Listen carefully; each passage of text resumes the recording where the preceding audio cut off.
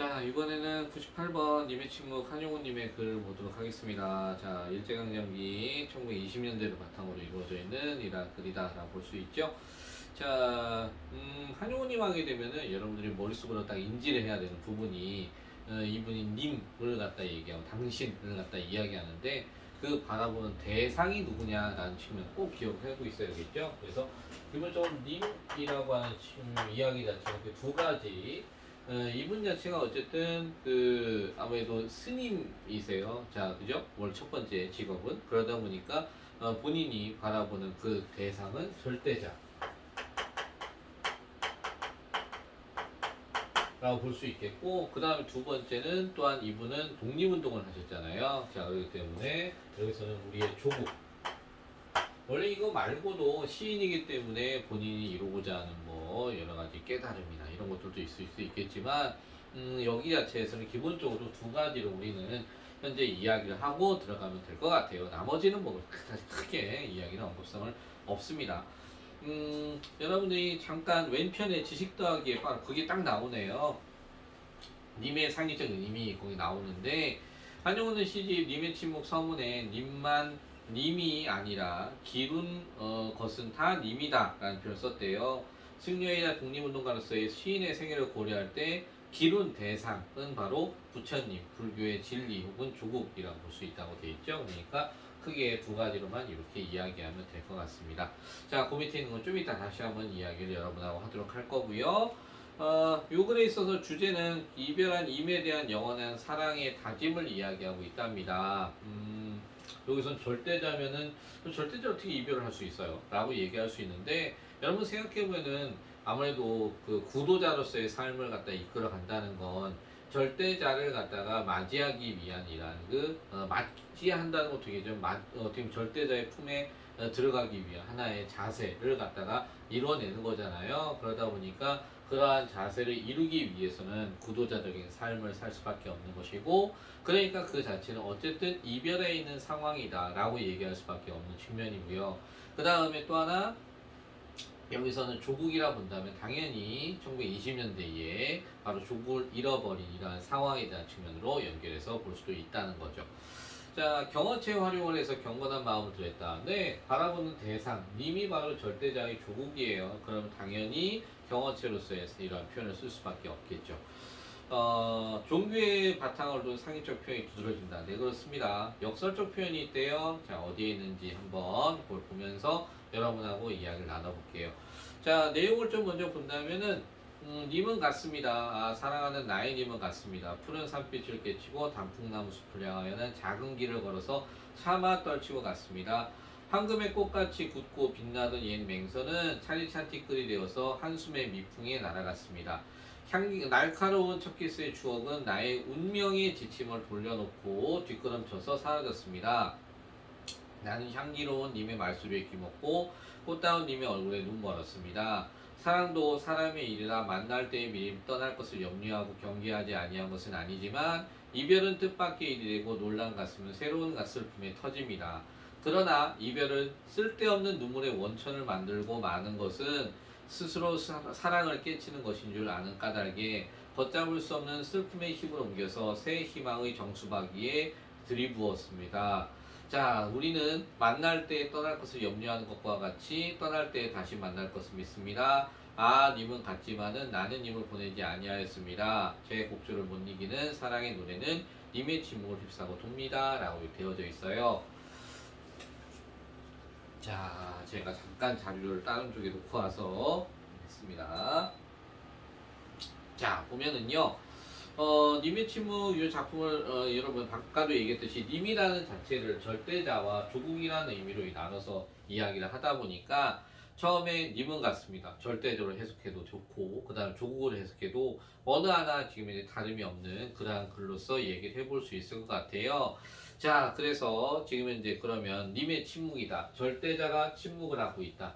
조국이 침묵을 하고 있다. 라는 의미로 내용을 좀 더 세분화시켜 가보도록 할게요. 자, 님은 같습니다. 자, 같습니다. 하니까 절대자가 지금 내 곁을 떠났다. 조국이 내 곁을 떠났다. 라고 하는, 그죠? 이렇게 님이 같습니다라는 걸 통해서 시적 화자에 뭐가 느껴져요? 바로 시적 화자에 지금 현재 상실감을 이렇게 엿볼 수 있을 것 같아요. 그죠? 그래서 상실감과 조금 더 간다면은 이 자체 허무하죠. 내가 믿고 따르던 절대자와 조국인데 이것이 사라진 바로 허무함을 이 속에 품고 있게 되겠다. 같습니다라는 이 말 자체 속에서 그래서 라는 말이라는 것 자체 속에서도 보면은 이게 영탄법을 볼 수 있고 이렇게 영탄의 의미를 지닐 수밖에 없었던 건 지금 현재 내가 임을 잃었기 때문에 그죠? 그렇죠. 그러니까 여기서는 바로 이 임을 이런 이러한 탄식의 이러한 표현이다 라고 보면 될 것 같아요. 그래서 사랑하는 나의 님은 같습니다. 반복된 표현을 썼어요. 그죠?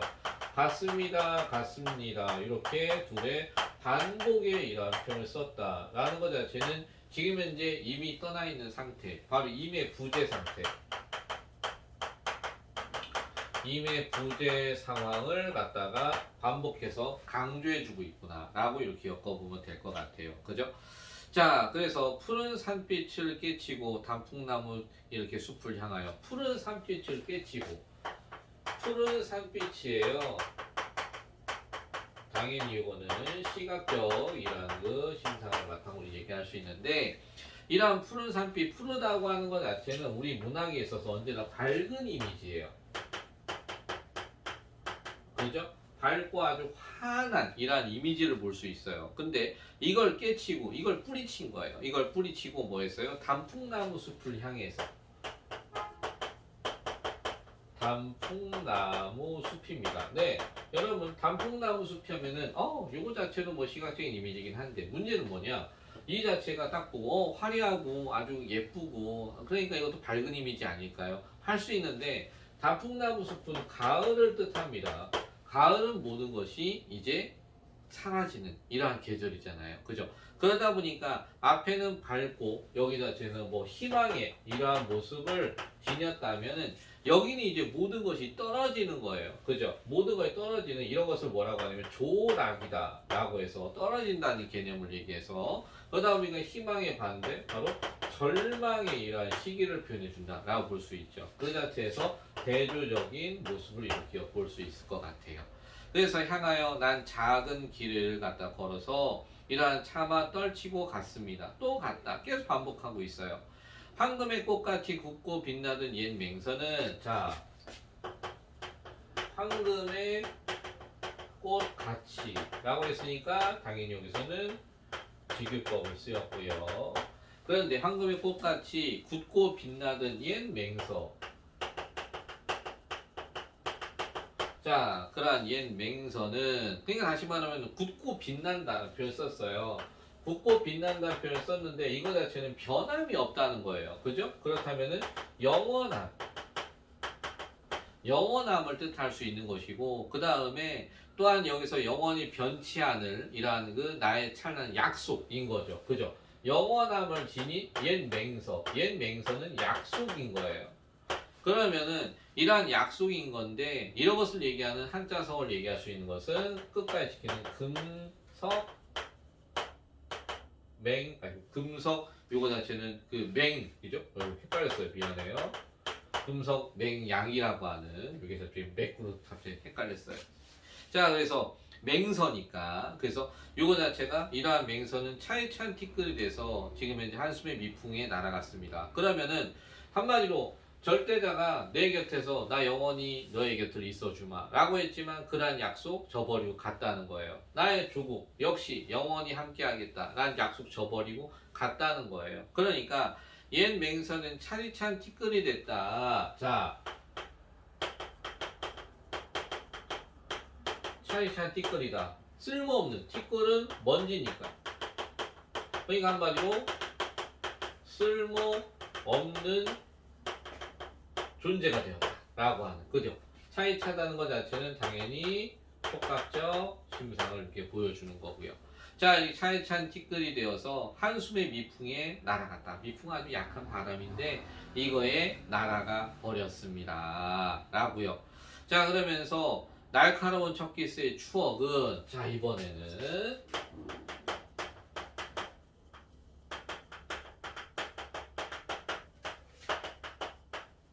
네, 추억이니까 예전에 있었던 거죠. 근데 예전에 있었던 바로 첫 키스의 추억이다. 누구와 함께 했었던? 이거는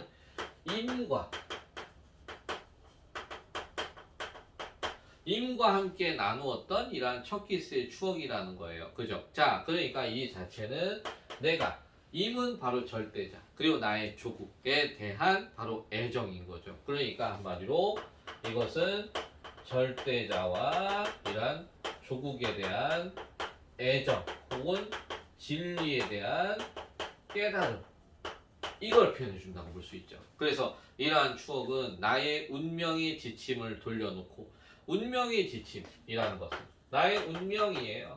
운명의 지침이다. 지침은 나아갈 방향을 얘기하는 거죠. 그렇기 때문에 이 자체는 자신의 인생의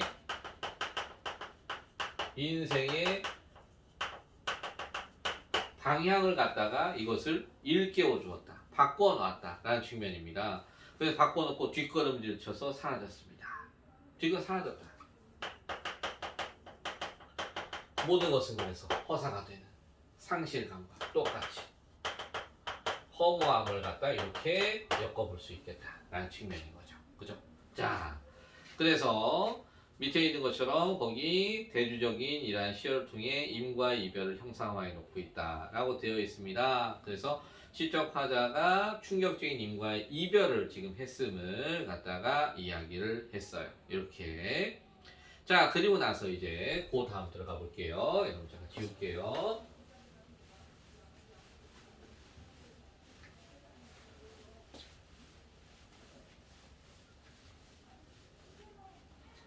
자, 이번에는 나는 향기로운 님의 말소리에 귀먹고 꽃다운 님의 얼굴에 눈 멀었습니다. 라고 되어 있는데요. 참 이게 나는 네, 요거 시적 하자.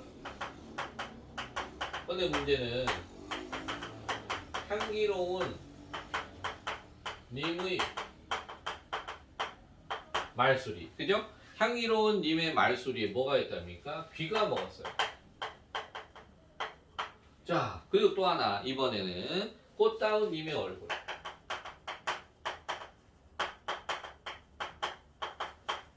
뭐였어요? 눈이 멀었어요. 자, 눈이 멀었다. 그러면 여기 자체에서 볼 때 향기롭다. 네, 당연히 향기로운이라고 했으니까 요거는 후가. 근데 님의 말소리 했으니까 요거 자체는 청각. 그러면은 말소리가 먼저니까 청각의 후각화. 요거는 동감각적인 심상이다. 라고 이렇게 얘기해 보시면 되겠어요. 그죠?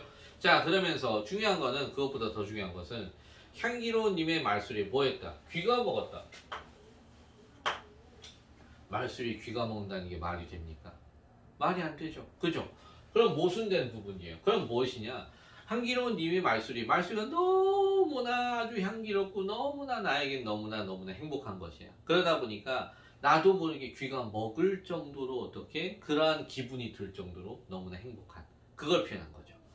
또 하나 꽃다운 님의 얼굴. 네, 꽃다운 님의 얼굴에 쓰니까 아름답다 하니까 이거 됐으면 뭐 시각으로 봐도 상관없습니다. 상관없고요. 근데 거기에 뭐 있다? 눈 멀었다. 말이 안 되잖아요. 그죠? 눈이 멀 정도로 너무나 님의 얼굴은 아름답다는 걸 표현하는 거죠. 그러니까 이 자체는 모순된 거예요. 모순된 어법이에요. 자, 뭡니까? 바로 역설법. 자, 역설법으로 보면 되겠죠? 자, 요 구절 굉장히 중요합니다. 요 구절 자체가. 자, 그래서 이렇게 나는 향기로운 님의 말소리에 귀먹고 꽃다운 님의 얼굴에 눈이 멀었습니다. 라고 하는. 자, 그래서 역설적 의미도 있지만 좀 더 본다면 요거 대구법도 같이 있다라고 이렇게 볼 것 같아요. 자, 그 다음에 더 볼까요? 자, 사랑도 사람의 일이라 만날 때 미리 떠날 것을 염려하고 경계하지 아니한 것은 아니지만, 네, 한마디로 사랑이라는 것 자체는 사람들의 일입니다. 그러면 사람들이 사랑하다가 서로 어떻게 만남도 있지만 언젠가는 어떻게든 이별을 하는 이런 상황이 올 수 있잖아요. 자, 그렇기 때문에 염려하고 경계하는 것이 아닌 것은 아니지만 이별은 뜻밖의 일이 되고 놀란 가슴은 새로운 슬픔에 터집니다. 그러니까 갑작스러운 이별로 인해서 나는 어떻게 너무나 충격을 당한다 라고 하는 이런 얘기입니다. 자, 그래서 여기까지는 어떻습니까? 거기 말한 것처럼 임과의 이별로 인한 고통과 슬픔에 대한 이야기를 했습니다. 그러나가 나왔어요. 여러분, 자, 그러나가 나오면 언제나 우리 긴장해야 된다라고 했습니다. 왜냐? 그러나는 언제나 시상을 전환하니까. 시상을 전환한다라고 표현했습니다. 여러분, 시상을 전환해. 근데 그 전까지 뭐였어요? 이별, 이야기의 슬픔, 이야기의 이랬습니다. 그죠? 그러니까 위에서는 이별과 슬픔으로 인해서 절망을 겪었어요. 근데 이제 절망의 반대, 뭐가 돼야죠? 네, 희망으로 바뀌어야 돼요. 그죠? 어떻게 바뀌나 볼까요?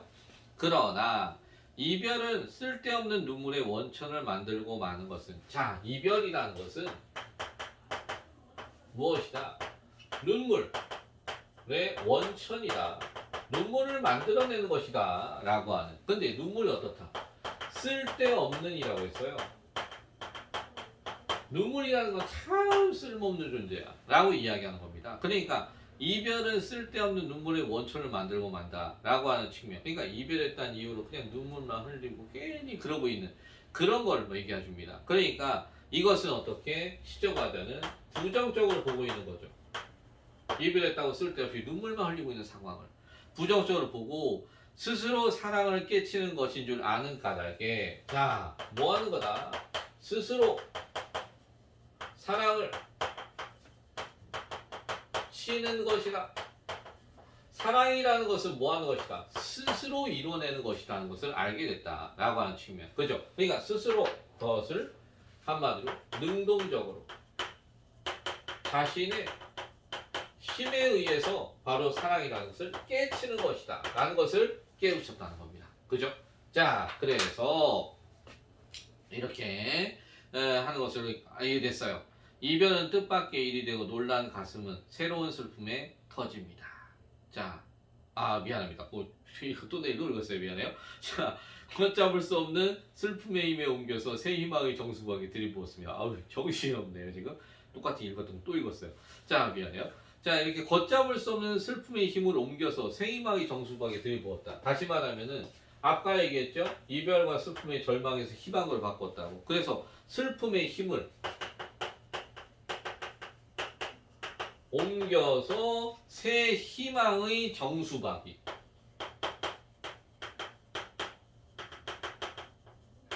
이에 들이부었다 라고 해서 심리를 뭐 했다? 바꿨다 라는 겁니다. 이 자체가. 그죠? 한마디로 이러한 그 슬픔의 힘을 희망의 이미지로 뭐 했다? 전환시켰다 라고 이야기를 하고 있는 거죠. 자, 그래서 7에서 8행에서는 고통과 이러한 슬픔을 극복하고 새 희망을 품었음을 이야기를 하고 있습니다. 자, 마지막으로 라고 했어요. 네, 역시 영탄법. 그러면서 님은 갔지만 나는 님을 보내지 아니하였습니다. 자, 님은 갔지만 나는 님을 보내지 아니하였습니다 라고 했어요. 자, 그러니까 님은 갔다. 근데 남은 님을 보내지 않았다. 이 말이 돼요? 말이 안 되죠.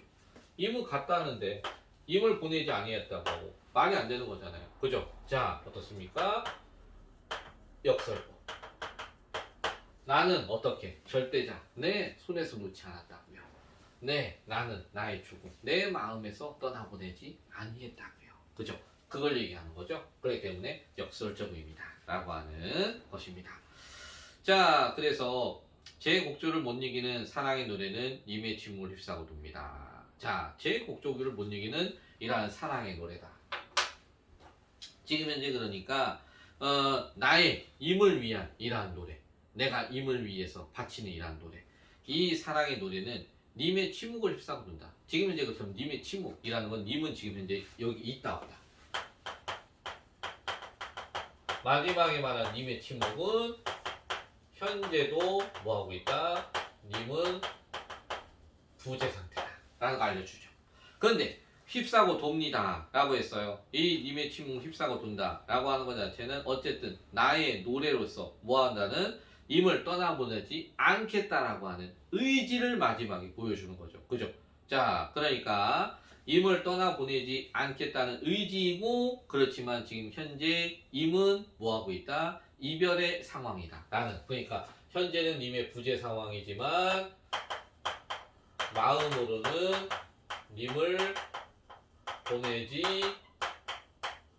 않겠다는 자신의 의지를 마지막에 보여주는 이러한 구절이다 라고 이렇게 보시면 될 것 같아요. 이해됐나요? 자, 이렇게 보시면 되겠습니다. 자, 그래서 우리 왼편에 그러면은 작품 자세히 이렇게 다시 한번 보도록 할게요. 이 시는 이미 떠나버린 슬픔을 드러내는 동시에 이를 극복하고자 하는 의지를 노래한 이라 작품이고, 그래서 이 시는 이미 떠난 것을 자각하면서 시작된다. 임과의 이별은 화자에게 매우 충격적으로 다가오는데, 하지만 이 시의 가장 중요한 것은 님의 침묵에 대한 화자의 태도다. 그래서 화자는 이미 떠나버렸고 현재 침묵하고 있음을 잘 알고 있다. 그러나 자신의 마음속에서는 이렇게 이미 생생히 살아있기 때문에 나는 임을 보내지 아니하겠다고 얘기하고 있고요. 자, 그래서 바로 이러한 생각은 윤회 사상이라는 불교적 사유에 기초한 것으로 고통을 감내하고 극복할 수 있는 바로 이러한 힘이 되고 있다라고 이야기를 하고 있습니다. 자, 아까 제가 지식 더하기 두 밑에 있는 거 요거는 좀 뒤에 보자고 했었는데, 사실은 요 님의 침묵이라는 작품도 있지만 우리 요 뒤에 나오는 알 수 없어요라는 작품도 있고요. 그죠? 자, 그러한 작품들 쭉 있는데 이 보게 되면은 아무래도 요 지금 이제 회자정리 거자필반이라고 하는 요 구절을 바탕으로 이러한 그 법화경에 나오는 구절이라고 되어져 있습니다. 근데 이 구절을 바탕으로 굉장히 한용원 선생님은 여러 가지 이야기를 이끌어내는 걸 볼 수가 있을 것 같아요. 그래서 회자 정리, 회자 모여있는 사람들은 정리, 언젠가는 이것이 정리가 된다, 떠날 것이다 라고 하는, 그리고 거자필반, 갈 거자인데 간 사람은 반드시 뭐할다 돌아온다 라고 하는 이걸 갖다 얘기를 하는 겁니다. 자, 그러다 보니까 밑에 있는 것처럼 만나는 자는 반드시 헤어지고 떠난 자는 반드시 돌아온다는 불교의 진리인데, 이는 바로 임과의 이별이 영원한 이별이 아니고 언젠간 재회를 할 것이라는 소망을 갖다가 품고 있다는 것, 이렇게 얘기를 할 수 있답니다. 네, 그렇게 보시면 되겠고요. 우리 259페이지에서 보게 되면은 표현들은 거의 뭐 다 똑같은 얘기인데, 원리 6번에 보시면은 승려이자 독립운동가였던 시인의 삶을 고려할 때 예수는 단순히 연애시가 아니라 절대적인 이란 진리를 추구하는 구도자의 자세, 바로 조국의 독립을 바라는 독립운동가의 자세를 담고 있는 이러한 글이다라는 겁니다. 네, 그렇게 정리를 좀 한번 하시고요. 자, 이거는 1번부터 4번까지 역시 또 문제를 풀고 정리해 주시면 되겠습니다. 네.